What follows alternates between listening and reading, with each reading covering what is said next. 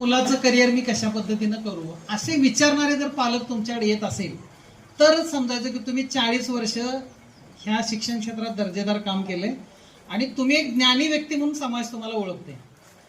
तुम्हाला कोणच बोलवणार नसेल काय, तुम्हाला शिक्षण क्षेत्रातली एकही समस्या घेऊन एखादा पालक एखादा नातेवाईक येणार नसेल तर समजायचं की आपण पाट्या टाकून आणि पूर्ण आउटडेटेड झालेलो आहोत असं समजायला हरकत नाही.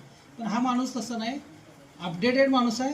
ही सगळी आता तुम्ही ते नेपाळच्या ह्याच्यात तर ऐकलं असेल की जनरेशन झेन जी जनरेशन झेड, तर ही जी पिढी आहे BS सर तुमची, ही जनरेशन एक्स मधली म्हणजे समाजशास्त्रज्ञांनी 1880 ते 2025 पर्यंत ज्या वेगवेगळ्या पिढ्या जन्मल्या त्यांचं समाजशास्त्रीय वैशिष्ट्यानुसार 9 पिढींच्या मध्ये वर्गीकरण केलेलं. तर ही झेन एक्स आहे. ही झेन एक्सचं वैशिष्ट्य काय माहिती आहे का, ह्यांच्या बालपणी या देशामध्ये कुठलंही तंत्रज्ञान नव्हतं. ह्यांना कळायला लागायला कॉलेजला जायला कुठंतरी संगणक एवढ्या मोठ्या आकाराची यायला लागली. त्यामुळं ह्या पिढीची सगळी ताकद नवीन जे तंत्रज्ञान येणार आहे त्याच्याशी जुळवून घेण्यात खर्च होतो आणि प्रचंड तणावात ही लोक आहेत.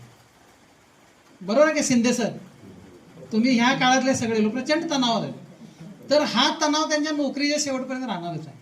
पण मांगले सर त्या सगळ्या तणावाला पुरून उरले. त्यांना कळलं की आपण ह्या तणावापासून दूर राहायचं असेल तर आपण अपडेट राहिलं पाहिजे आणि जे नेक्स्ट जनरेशन आहे त्याच्या सारखं तंत्रज्ञान कुशल असलं पाहिजे.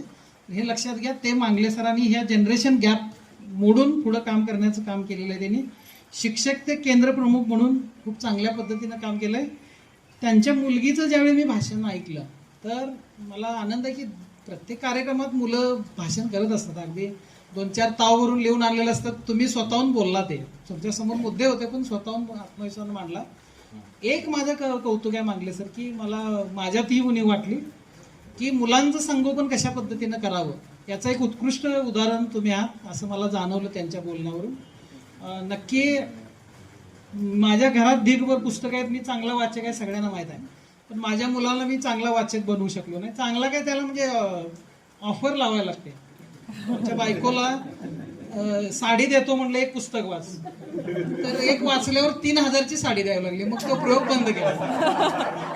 300चं पुस्तक वाचायला जर 3000 खर्च करायचे ते प्रयोग मग बंद केला.